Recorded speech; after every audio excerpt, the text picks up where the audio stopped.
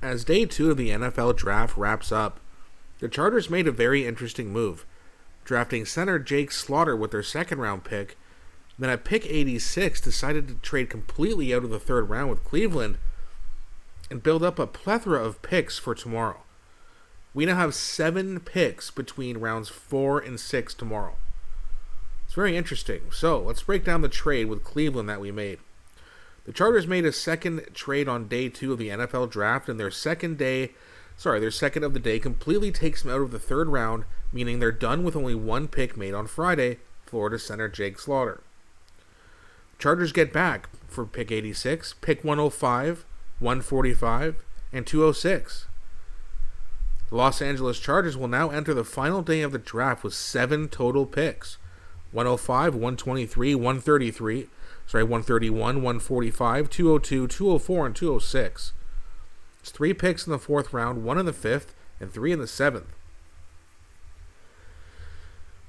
Interestingly enough, there were some targets on the offensive line that a lot of Chargers fans wanted, and to trade out of pick 86 was looked at as a bit controversial. We then saw Jennings Dunker. We saw Emmanuel Pregnon also go, so they're off the board. That being said, Sam Hecht, Connor Lew, Jalen Farmer are all still available. So there's still lots of options. Not to mention, there's some good depth at corner still available. There's some good depth at D-line still available.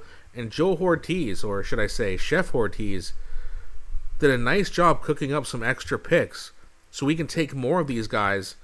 And I have a feeling the reason the Chargers did this is because they have a lot of guys who are still graded in their second and third round, and they're going to get them in the 4th.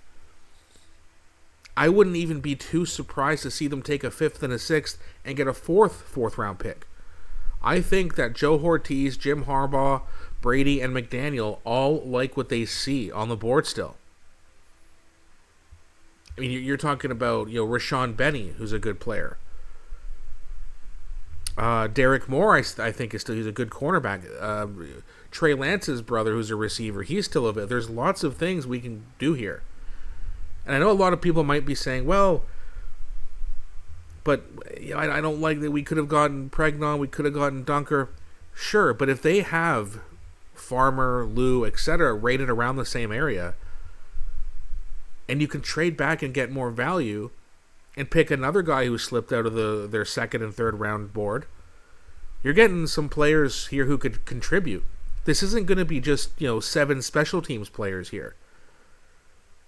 We had on Caldwell in the 3rd round last year, Gadsden in the 5th round, remember that? The year before that, we got 2 of our corners in the 5th round, so there's still lots of guys we can take. We got a Boygby in the 4th round. Caldwell in the 3rd, but we have an early 4th round pick. It's going to be very interesting to see the direction that the Chargers go. Do they trade up and get another pick in the 4th round? Do they trade back again? Pick up a 6th and a 7th? Are there a lot of guys who are available that they thought wouldn't be? I think that's the case.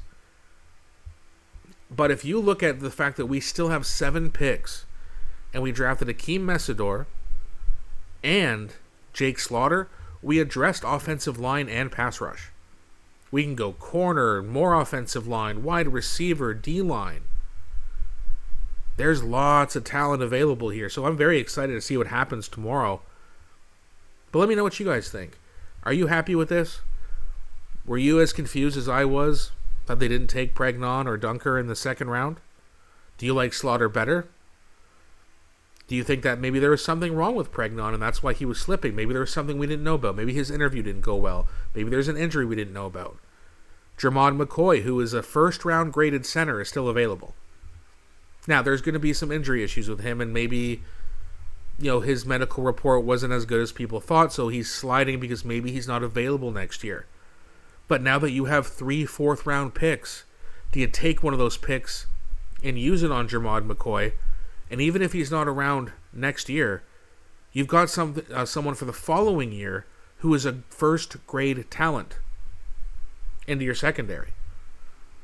It's very interesting how this draft has gone. A lot of tight ends have been, drafted in the 2nd round this year. A lot of them. So it's going to be interesting to see exactly what happens. And again, If Chef Ortiz hits on a couple of these picks and Slaughter and Messidor work out, the Los Angeles Chargers next year are going to be a force to reckon with. And I can't wait to see who comes out of that division. But let me know what you think in the comments. Please don't forget to like and subscribe. And I'll be back shortly with a new one.